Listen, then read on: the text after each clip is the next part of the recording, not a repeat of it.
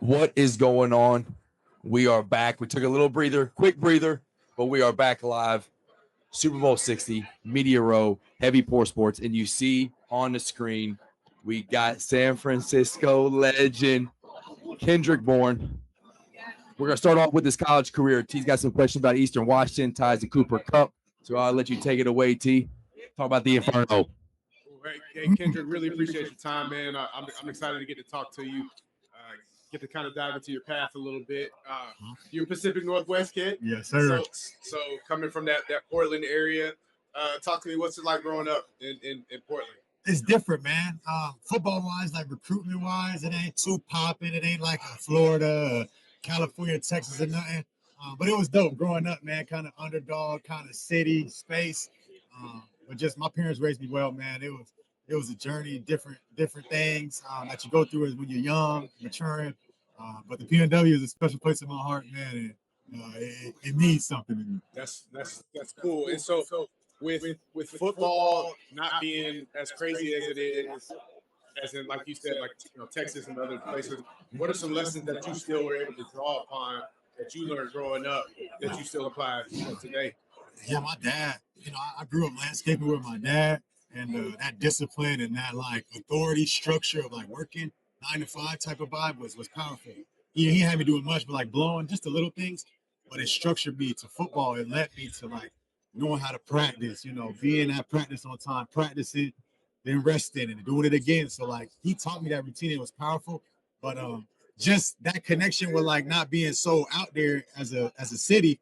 I knew I had to stand out more. I knew I had to just have better numbers, bigger numbers. The competition smaller. I need to be dominating them. You know what I'm saying? So that was something that I just knew. I don't know how I knew, but like you could just tell by the environment. Like my competition is too easy. Like it's too easy. So like I understood that, and that was something that I took. But not taking people lightly or anything like that. But I know I'm better, and I know I'm better than my competition here. So how do I make myself stick out like a sore thumb?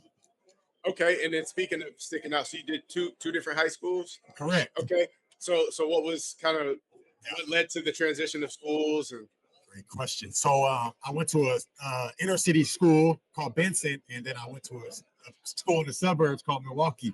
But my first 3 years, it's very immature, man. Not knowing where I'm going, not knowing what I'm doing, stealing, moving fast, just moving fast. And my high school coach, who came my junior year, he was the DC, and then Don Johnson, rest in peace, his soul, that's my guy.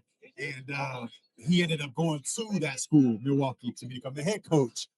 And he like, come with me, you know what I'm saying? I'm gonna help you get on the right path. He helped me my junior year. And I was like, man, all right, I need to get out of here. So he ended up taking me over there. My senior year, balled out, got some scholarships, offers, vibes.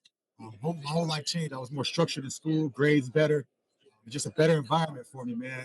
Not the same friends, getting away from my friends.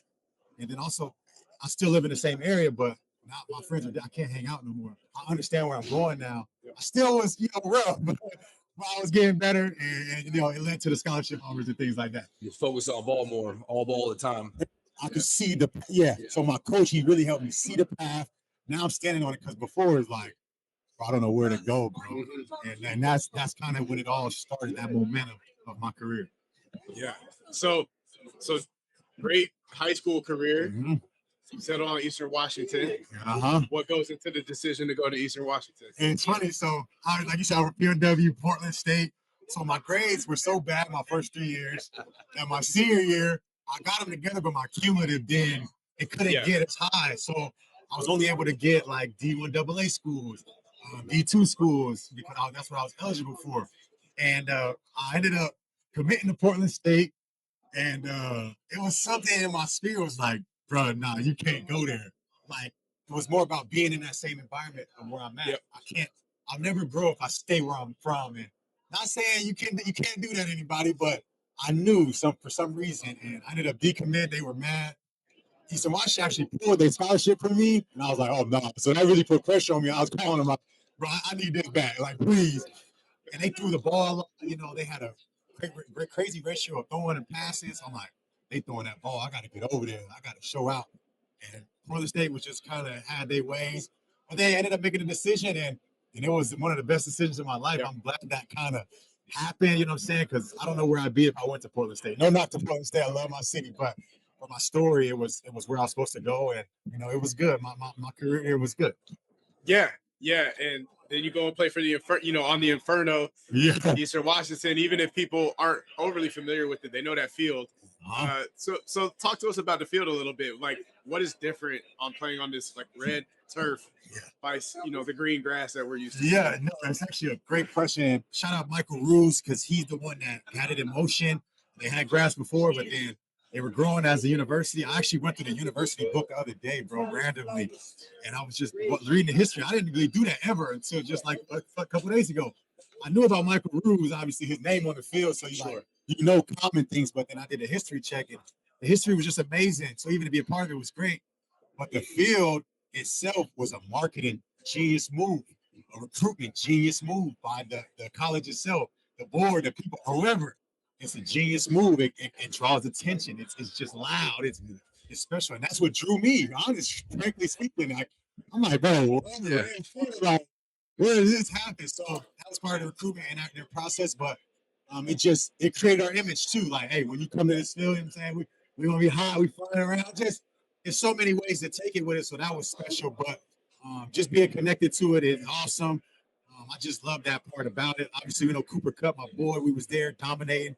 Had another good player, Shaq Hill. We were like the big three there. They had a good history of receivers, but all that just played into the image, the attention we were getting. People like, oh yeah, you went to that red school, like you're saying. They know. So it all played part, and it was great to experience. Yeah. We only got a couple more minutes here, but I wanted to talk to you about you played with Mac Jones with the Patriots, and now you're back with the 49ers. He's the backup. He's getting some Kyle Shanahan love. He got some minutes, some PT when Purdy goes down. We're looking at the Super Bowl right now. Similar story, Sam Darnold written off from the Jets and the Panthers. He comes and gets some Kyle Shanahan love and then some KOC love, and now he's starting in the Super Bowl. Do you see a potential trajectory like that for Mac Jones? Like, do you see him leaving 49ers for a starting job, and next thing you know, it's like his story's rewritten like Sam Darnold? It's freaking amazing, and that's the adversity, man. The adversity makes us who we are, the challenges, and I think that's what Mac is taking head on. So him starting in New England, I was with him my first year there when that was my first big payday. So I'm going into a different space in life, status, everything. Him becoming a rookie. And go check the stats. Yeah, you had a year right there. You was balling. Yeah. Shout out, man. Go Jones, man. Good. And he, you know what I'm saying? So we connected, and for him, his story kind of went left. My story went left too. Honestly, I had a great year, then I dropped off bad. Like just adversity, things in life change, and new coaches, like culture change and stuff. So we kind of went through that fire together. Obviously he got released, traded, and it was tough. So, but that you don't want that as a player. You're trying to like stay where you are. But that adversity, how's it going to make you or break you? And that's what Mac is going through. So they obviously went to Jacksonville, did all right, middle of the season. So it's kind of I think it was middle of the season, and then obviously landing in San Fran, which was a blessing. Getting his opportunity, monetize the moment, take advantage of the opportunity, and you see where he is now. So what you're saying, like that Sam Darnold kind of story, it looks similar, like you said. So the world talks about it. We talk about it internally as players, like Mac Apollo, like still got it. Like how did he get here? How did that happen? And there's so much that goes into it, but I'm so happy for him, man. He's grown a lot. He's changed. He doesn't have that pressure on his shoulders, and you can see it in his play. And so I definitely see him getting paid a big bag. I don't know if Niners gonna let him get on it. It's a business. They count on it. That's right. So they control him right now, but eventually, you never know when he's gonna play again. You never know what might happen. You never want nothing to happen to anybody, but the opportunity presents itself. Even how I played. So I'm happy for him, excited for him, man, and I know the future's bright, man. He told me to follow where he goes. Good. Well, we getting that tap out right now, so we appreciate your time. Yes. You can want to take a quick 30 seconds, talk about your branch you're telling us about. Yes, sir, man. Born Blessed, man. I got a foundation, Born Blessed Foundation. We help underprivileged youth. Born Blessed, man, is my artist name on Mega Music, gospel rap, man. Go check it out. Born Blessed, the brand. It's not the brand, but it's bornblessed.com. You can get some merch, you know what I'm saying, right here. Got some shirts for y'all, bro. You know what I'm saying? Get y'all. I appreciate that. So go check it all out, man. I'm promoting God, man. And Christ is King, man. You know what I'm saying? He's coming home soon. So thank y'all, man. Yes, thank him for everything so much. Thank you. Have a great one. Thanks, guys. Good next year. Yes, sir.